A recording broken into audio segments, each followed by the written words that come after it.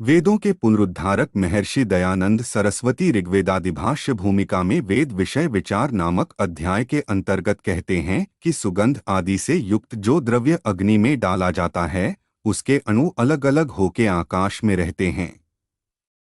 किसी द्रव्य का वस्तुतः अभाव नहीं होता। इससे वह द्रव्य दुर्गंधादि दोषों का निवारण करने वाला अवश्य होता है। फिर उससे वायु और वृष्टिजल की शुद्धि होने से जगत का बड़ा उपकार और सुख अवश्य होता है।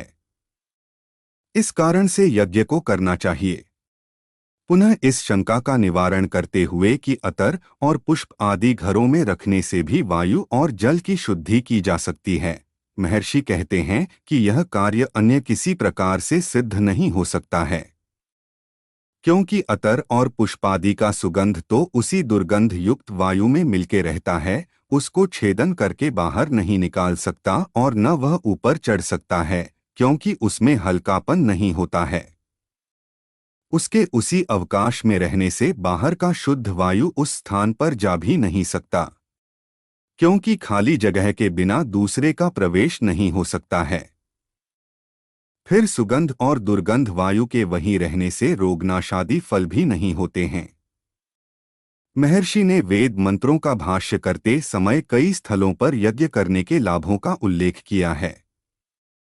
यजुर्वेद के 22वें अध्याय के 22वें मंत्र का भाष्य करते हुए महर्षि ने लिखा है कि विद्वानों को ईश्वर की प्रार्थना सहित ऐसा अनुष्ठान करना चाहिए कि जिससे पूर्ण विद्या वाले शूरवीर मनुष्य तथा वैसे ही गुण वाली स्त्री, सुख देने हारे पशु, सभ्य मनुष्य, चाही हुई वर्षा, मीठे फलों से युक्त अन्न और औषधि हो तथा कामना पूर्ण हो। इसी प्रकार यजुर्वेद के 22वें अध्याय के ही 25वें मंत्र के भाष्य में लिखा कि जो मनुष्य आग में सुगंधी आदि पदार्थों को होमे व जल आदि पदार्थों की शुद्धि करने हारे हो, वे पुण्यात्मा होते हैं और जल की शुद्धि से ही सब पदार्थों की शुद्धि होती है, यह जानना चाहिए।